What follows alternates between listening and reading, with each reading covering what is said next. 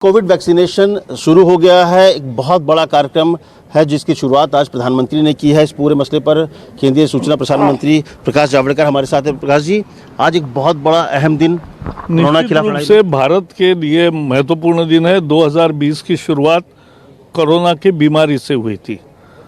2021 की शुरुआत कोरोना के इलाज से हुई है। नया टीका आया है और एक नहीं बल्कि 2 टीके आए हैं। हमारे वैज्ञानिकों ने जिस तरह से अपनी प्रतिभा और बुद्धिमत्ता का उपयोग करते हुए मेहनत की है, उसका ये नतीजा है कि जिस हासिल करने के लिए 4-5 साल लगते हैं वो 1 साल में उन्होंने करके दिखाया।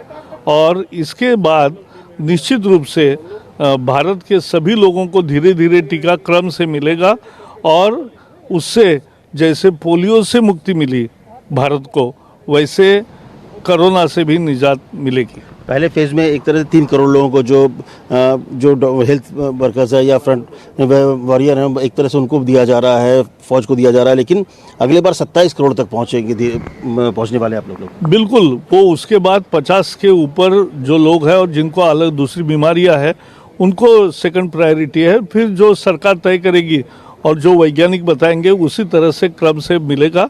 मेरा अपील सबको यही है कि टीका मिलने लगा है, लेकिन टीके के लिए जल्दबाजी ना करें। आप निश्चिंत रहिए, सावधानी बरतिए।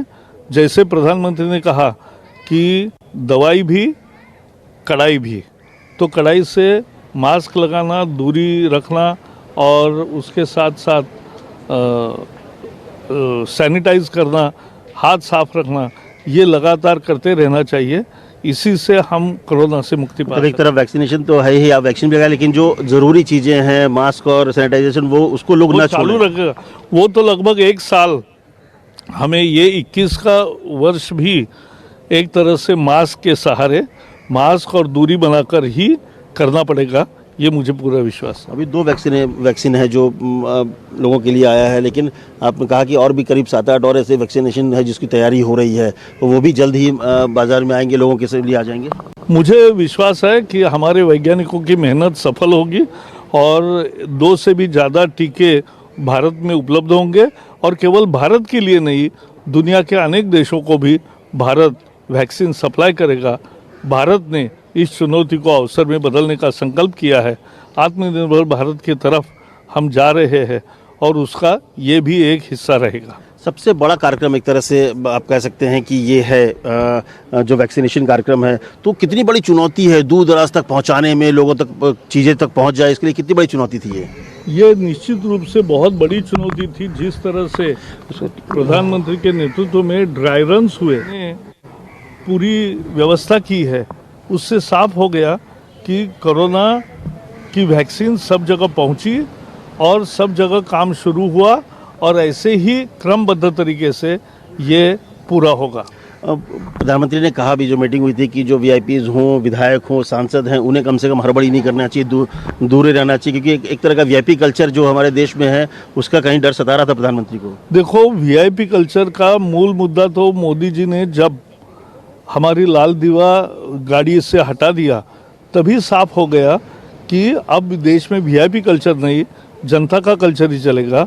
जनसेवक कहेंगे, जनप्रतिनिधि जनसेवक होंगे और वही उनकी प्रमुख भूमिका है, इसलिए उसमें और जनता में कोई अंतर नहीं होगा। आमतौर पे वैक्सीन तैयार होने में 2-2 साल लग जाते हैं, लेकिन हमारे जो साइंटिस्ट हैं, वैज्ञानिकों ने कम से कम बहुत कम टाइम में इसको बनाने में सफलता हासिल की। बहुत बड़ी निश्चित 5-6 साल भी लगते हैं एक वैक्सीन को पूरा होने के लिए, लेकिन 1 साल में यहाँ तक लाया 10 महीने में कि अब इमरजेंसी यूज़ के लिए उपयोग शुरू हुआ है। एक कहा जा रहा है कि जो तमाम लोग हैं विरोध भी थोड़ा कर रहे हैं, राजनीति भी कर रहे हैं कि पूरा ट्रायल पूरा नहीं हुआ, तो ऐसे लोग को लगता है कि जब वैक्सीनेशन कार्यक्रम शुरू हो गया है तो इससे गलत मैसेज भी लोगों के बीच में जाता है। नहीं, मुझे नहीं लगता कि गलत मैसेज जाता है। गलत मैसेज ये है कि भाई अनुशासन का पालन करो, लेकिन ढिलाई ना छोड़ो, कड़ाई रहेगी। इसलिए प्रधानमंत्री जी ने नारा दिया कि वैक्सीन भी, दवाई भी और कड़ाई भी। लेकिन जो राजनीति कर रहे हैं, जो बोल रहे हैं कि नहीं, वो राजनीति कर रहे हैं, वो तो मुझे लगता है राजनीति है, लोग समझते हैं।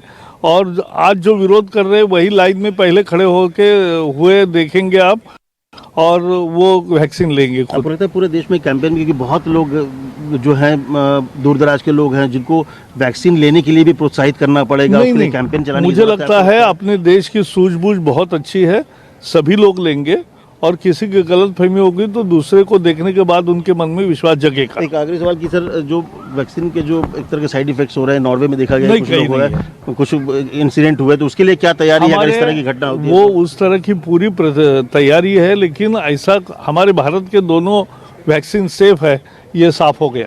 तो धन्यवाद। साफ तौर पे मंत्री जी ने कहा कि दोनों वैक्सीन जो हैं वो पूरी तरह से सेफ हैं और जो साइंटिस्ट हैं उन्होंने बहुत कम समय में एक बहुत बड़ा काम किया है और ये जो वैक्सीनेशन कार्यक्रम शुरू हुआ है ये एक तरह से जो जिस तरह से पोलियो के खिलाफ लड़ाई करके हमने जीत हासिल की थी, उस तरह से कोरोना के खिलाफ एक बड़ी लड़ाई जो शुरू हुई है उसमें भी कोरोना के खिलाफ जीतेंगे हम लोग। अमित कुमार, गोवा न्यूज़ 24। नमस्कार, मैं हूं मानक गुप्ता। अगर आपको हमारा ये वीडियो पसंद आया हो तो इसे लाइक और शेयर जरूर करें और हाँ, हमें सब्सक्राइब और फॉलो करना ना भूलें ताकि आप देश और दुनिया की कोई खबर मिस ना करें। तो जुड़े रहिए हमारे साथ और देखते रहिए न्यूज़ 24।